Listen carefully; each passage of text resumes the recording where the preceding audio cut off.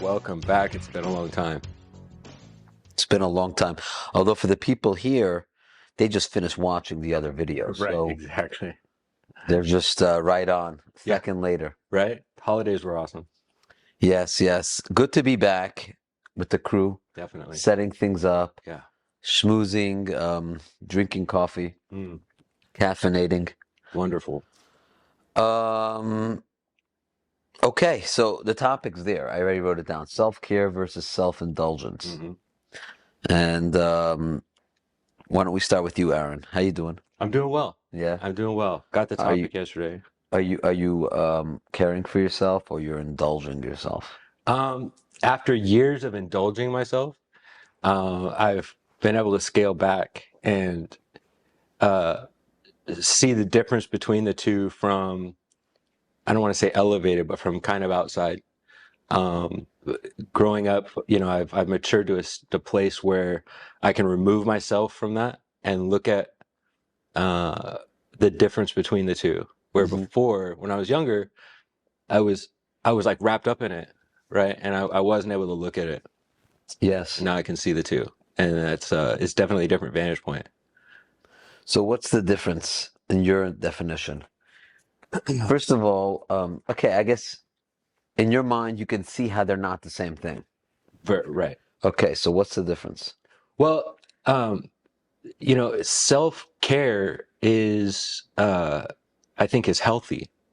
So self-care is a healthy um, practice in order to keep you your best, not just to serve yourself, but to serve your community, to serve Hashem, and to stay out of that dangerous depression.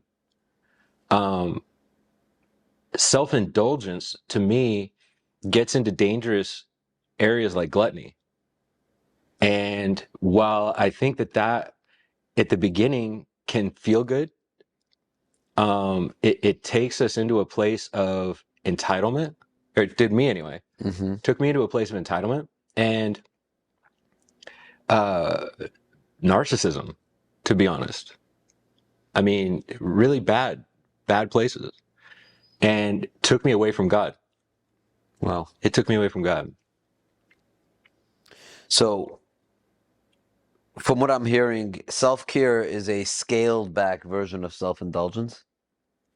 It's inappropriate. I don't think you wanted to say that, I but know. I'm going to challenge you. I'm going to challenge you that if you think about what you said and you think about what I'm saying, are they different? No. It's the same thing, Yeah. right? Yeah. Self-care is self-indulgence not gone crazy, or self-indulgence is self-care gone crazy. Right. Yeah. Yeah. And how easily is that line blurred? And where is that line? Well, exactly. If that's the definition and that's the difference, Mhm. then people are going to have a very hard time walking that line. Right. Right. And people do. Right. And where does the Yetzer Hara come in and rationalize over self-care and rationalize self-indulgence from that? Every single day, every single moment. There's no guidebook where a person could say, you need a mental health break now, you don't need a mental health break now, right? Anytime something's hard or difficult or challenging, Mhm. there's no way of knowing, is this something I can do or is this something I can't do? Right. Right. Okay. All right, we're done. Thank you. Thank you very much. Welcome back. That was fun. All right. Where did you get that from Noach, though? Well, That's my. I'm dying. This one, I'm dying to know. yeah. Okay, so let's back up. Okay.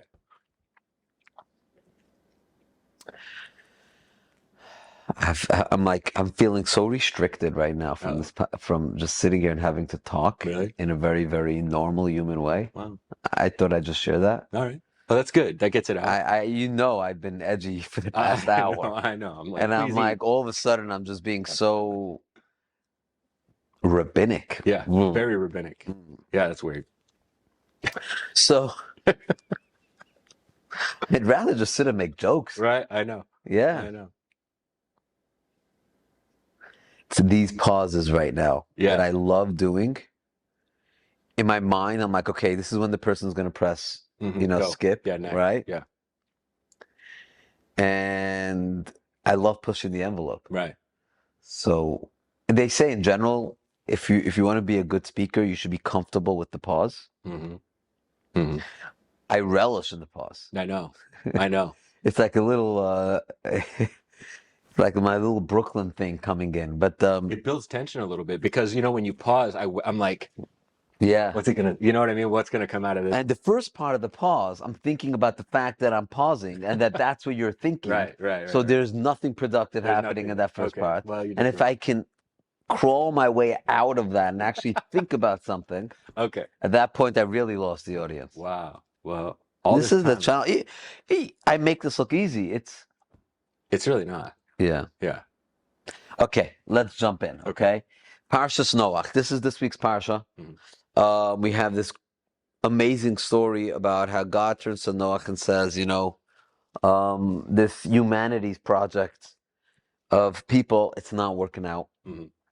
They've gone completely corrupt. They lost the plot, and for whatever sin that's described, God tells Noach that he wants to cancel, Mhm. restart, Mhm. hard reset on the entire world, Mhm. not just on humanity. In fact, the entire world was submerged with boiling water for many, many days. Boiling water. Yeah, the water was boiling. Oh, wow. And it got deep into the soil, Wow. which, by the way, totally different topic that I'm not qualified to get into, but some people point to that as a age accelerator. Like that maybe made the Earth look a lot older than it was as a result of it. Oh, because of the boiling water. Yes, like Oh, the things wow. that went down during that flood. I didn't know it was boiling. Yeah. That's amazing. Mm-hmm. So it killed everything. Yeah. Really, I mean, everything. Almost. Yeah. Almost everything. Yeah. Wow. So, and then God tells Noach, Bo alateva. That's how I got to this. Okay. Bo alateva, which means come into the ark. Mm-hmm. And he tells him to build an ark. It took Noach many, many years to build this ark. Mm. And then he builds it, and he comes inside with his entire family, and this is his refuge. This is his safe space, right? And he survives the flood, and humanity is built from that. That's the basic story of Noach. Right. So the word Bo'al HaTeva, which is God's instruction to Noach, which is come into the ark, which for a while, before I came up with the title, I was trying to work on. I didn't like the word ark. What? It just didn't feel like an ark. Ark is like it's a hard word. Mm-hmm. Okay. The actual ark felt like this cozy space. Is it because you think of Ark of the Covenant? No, because here's the way I like to think about the vibes of the Teva. Okay, you ever walk down a street in Brooklyn and it's pouring rain out of nowhere? So you go running underneath a store overhang. And you hear the water hitting on top of the metal. And there's something so protective in that. Because it's not hitting you. Yeah. You know what I'm talking about? Yeah. And you hear it and you're like, right? Yeah. It's great. Yeah. It's especially if it's like one of those sun showers. It's not even freezing. And you're just protected. That's an ark experience. But the word ark is like, yeah. Just wanted to share that. I couldn't come up with another word. Okay. But God tells Noach Bo'al HaTeva, and this is everything right here. The Baal Shem Tov says the word Teva means word. Okay. Or letter. Okay. Or word, actually. Osiot is letter. Teva is a word. Okay. And just as God told Noach, Bo'al HaTeva, come into the ark, come into the boat, God tells every single one of us, Bo'al HaTeva, enter into the word. Okay. The words of Torah and the word of prayer. Of course. And that will be your refuge. Oh. So when there's turbulent waters out there, when everything is coming from all sides, and it feels like a flood, and it feels like complete destruction, and we want to be able to find our refuge, and God says, come, Doesn't say lech, doesn't say go, as if I'm going to be here and you go there. Bo alateva, come here, as if I'm going with you into the words of Torah and Tefillah, which is so powerful in its own and so in its own. So when a Jew sits down to study Torah, he's not just interfacing with something outside of him or her, and here's the wisdom and here's the idea, and I'm sitting and studying, and now we're right. But he's entering into it. The words are actually something that could encompass them, right? Yes. You're living in there, you're breathing in there, which is so crucial because life-changing ideas are all over the place. Of course. Has anyone ever taken a moment, which is why pausing and repeating is so important? And I'll repeat that. Life-changing ideas are everywhere. What if we lived inside of them for 4 minutes? Wow. Right? Yeah. So that's the teaching of the Baal Shem Tov right there, where how important, there's a lot of different contexts on how a person could look at prayer, tefillah, which means connection, and how they can look at Torah scholarship. It's wisdom, it's information, it's inspiring. It's my safe space. It's the ark. It's the ark. It's what protects me while everything around me is just a balagan. And comforts. Just exploding. And it comforts. And that's so comforting. And that's the meaning of the name Noach. Noach means comfort. Wow. So that's not yet into the discussion of self-care versus self-indulgence. Right. But that's the foundation of it. All right, what do you got? So self-care, well, that's beautiful, first of all, because, and I think you're starting to hit on why I'm reading the Torah so much these days and why I'm so attracted to it. I read it all the time, all the time. And like we've talked about, I understand maybe 5% of it, but there's something about it that no matter what's going on in my life, when I read and study, it's like there's like this, like you talked about, the overhang is like there. And all the rain that's coming down, while I'm studying, and even after I'm studying, it's like that for me. Wow, thank you. Yeah. No, that's a big deal. Like I couldn't figure it out. I thought I was just like OCD on reading this thing. Right. But that's it. It resonates in a place where the world is in perfect form. In fact, the Torah came before the world. So we're going to a place where the problems and everything else never even existed. Right. That's what we're getting in touch with. Wow. Because Moses just transcribed the Torah. God told Moses. God basically dictated the Torah to Moses. He just wrote it down. Yeah. It was around always. It always existed, just not in form that we could understand. Yes and no. I mean, there was a Sinai event. Right, of course. We credit that moment with the giving of the Torah. Right. So on one hand, to say that it always existed is undermining the importance of that event. Right. At the same time, it also says that Abraham, Isaac, and Jacob studied Torah. And how did that happen? Since they were how many generations before Moses? All you need is one, but they were a couple generations before Moses. So stay tuned to another podcast, which we don't know when we're going to get into that. I'd love to, though. Yeah. I sent you a text this morning about I know, you just put it into the podcast. I saw how you did that. A little manipulation there. Okay, so self-care versus self-indulgence. Yes. We're ADDing out. So, okay, I'm stumped. No. So this is crucial. I'm going to start with a question. How many times, and you don't have to answer this, it could be rhetorical or you can answer, have you said, I need to just, I need to take care of myself first. I need to feel better internally. I need to self-care before I can go out there and help. Or I need to take a walk and kind of get my head straight. How many times has what's supposed to have happened not happened? How many times has that not helped? Or better, has it ever helped? Has a person ever come back from a self-caring adventure and saying, I'm good now? No. Wow. No. I was a little worried because I was thinking maybe it's just me. No. But no. It never, it never works. No. No. You come back, whatever it is, the anger, the overwhelmingness, the anxiety, you maybe escaped it for a few moments, maybe not even. Right. I always make, I always say, I make fun of, shouldn't say that, but it's a joke. You have couples that have high conflict marriages, and they just go on vacation together, and they spend hundreds of dollars on a hotel room, having the same fights. Mm-hmm. And they're like, why do we have to spend all this money to fight here? We could have just fought in our at own home. bedroom. That was an expensive fight. Yeah.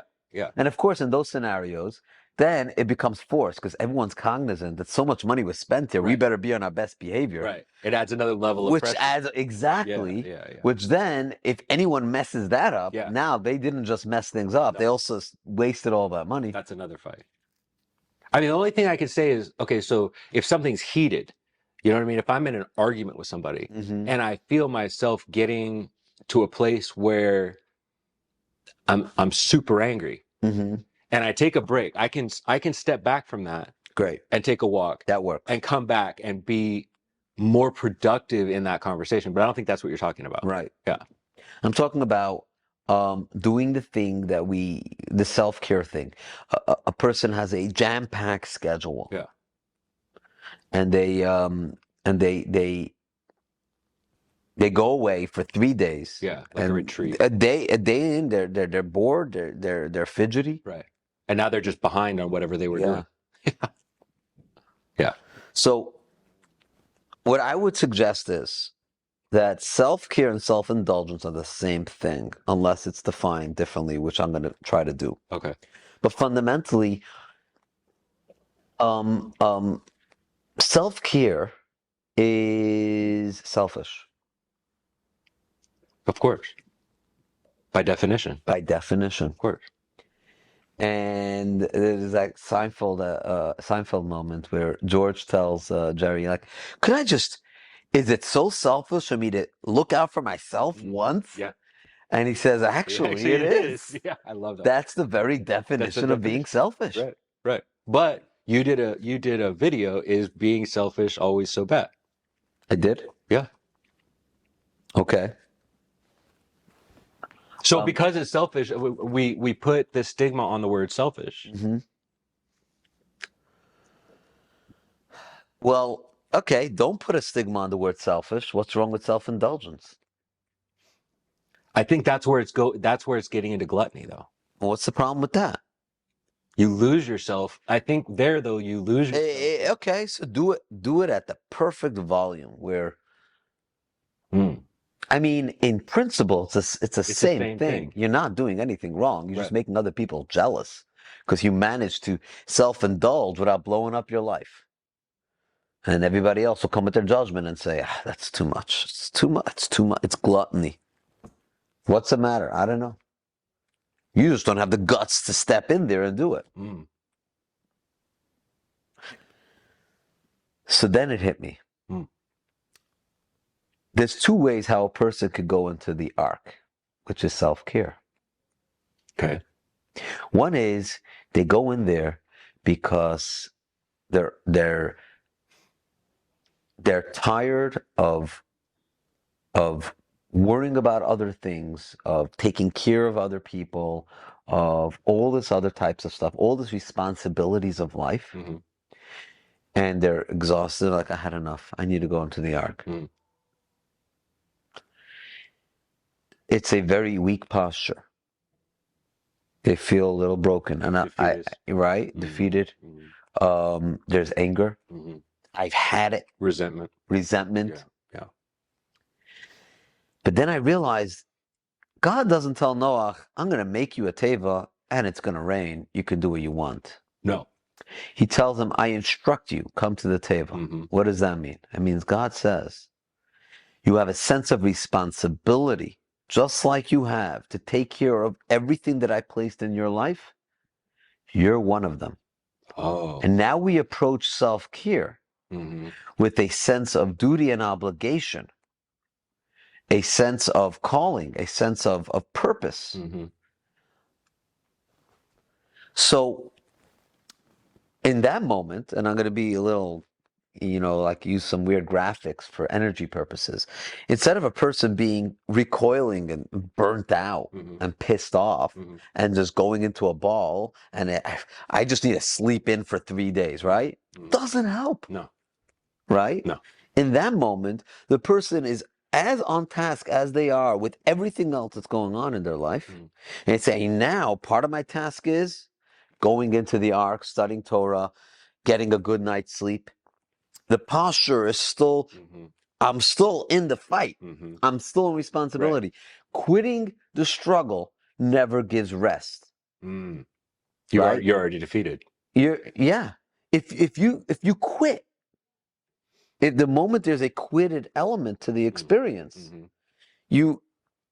there's defeat. Exactly. Right. So if a person, you think about a soldier who's out in the trenches and they're fighting, and then at night they got to go sleep for a few hours. They never quit fighting for a second, even while they're sleeping. Right. They're like, oh, I got to do this now so I can get back to it. And then a person's charged. I heard this amazing thing from Rabbi Shais Taub that gets into this. He says a person can never be exhausted from helping others if they're doing it to help others. I love it. But if you're doing it to get something in return, you're gonna get burnt out. Because you're spilling out of your cup, but when you're helping others to help others, you're actually filling your cup. It becomes it energizes you. Yeah. Right? Yeah, it's a self-generating battery. It's a self-generating battery. Yeah. And the flip side's also, if you're not on that track, you will be exhausted every 3 hours. Right away. Right. And self-care won't be a break from that because you've been self-caring all the time. Right. You were just trying to get things for yourself. That's all you're doing. Right.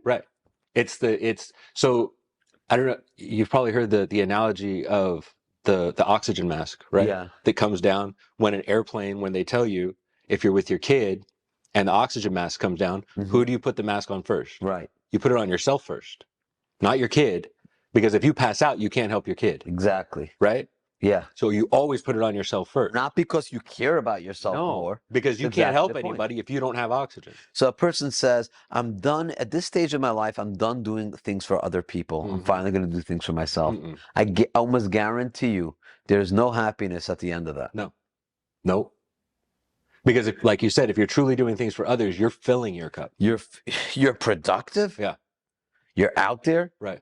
And doing things for yourself is not self-care. It's self-indulgence. It's self-indulgence. If you do something that you're obligated to do, because God says, hey, I need you to do this now. Now there's a sense of purpose. I'll never forget, I had a teacher who, he knew I was up late studying. It wasn't me, actually. It was a friend of mine. And he says, I instruct you now to go up to it was like 11 in the morning. I instruct you now to go up to the dormitory and go to sleep. I mean, I remember the look on my friend's face, like, that's sleeping with a purpose. That's like, I'm sleeping like a fighter. Right. I'm fully rested.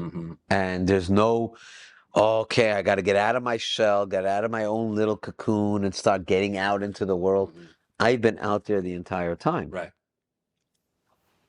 So this is how I got there. So what occurred to me is Bo'el HaTeva is more than just the Baal Shem Tov's idea of it being a place of Torah and Tefillah, of studying Torah and connecting to God through prayer. Bo'el HaTeva is an instruction from Hashem. So the only way you should enter into the Tevos of God when you feel that it's a calling from God. I need to do the right thing by God and take a vacation right now. I need to do the right thing for my family and go on a walk for 3 hours and not be with my family. Right. So I can be productive. Yeah. Because without that, you're actually showing disrespect. And there are a lot of people who are just driven. They're driven. They just want to keep going, and then they're defeated at the end because they haven't taken care of themselves. I used to be that guy, workaholic, and then I would burn out. Didn't take care of myself. Yeah, so everyone knows for the business itself, you need to take care of yourself. Right. right? For your family itself, you need to take care of yourself. So, it also creates simplicity in a person's life. So people would think like, okay, I have 18 different goals in my life. I have my personal goal, business goal, family, my own physical well-being, spiritual well-being, right? These are all like one thing. It needs to be one thing. I need to serve Hashem. I need to fulfill my purpose. And in that, they all work together. Right. So they can't be in conflict. Right. So, and then part of that is, the Rambam writes, Maimonides writes, one of the greatest rabbis and one of the greatest doctors, it's time.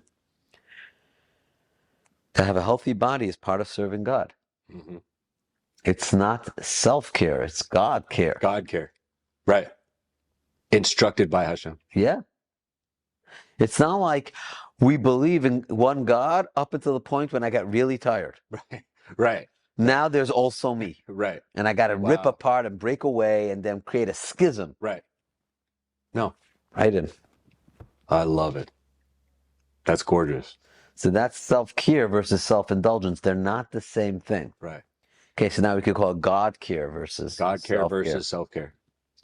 But the idea is, you get the idea. I get it. All right. That was awesome. Any closing thoughts? Please comment. Let us know. Yes. Some great things are brewing. Yes. See what happens. We'll see. But we thank you for being here and have a great day. Whatever it is, self-care, God care, just care a little bit. Care for yourself. For God. For God. Absolutely. All right. Take Thank care, you, guys. everybody.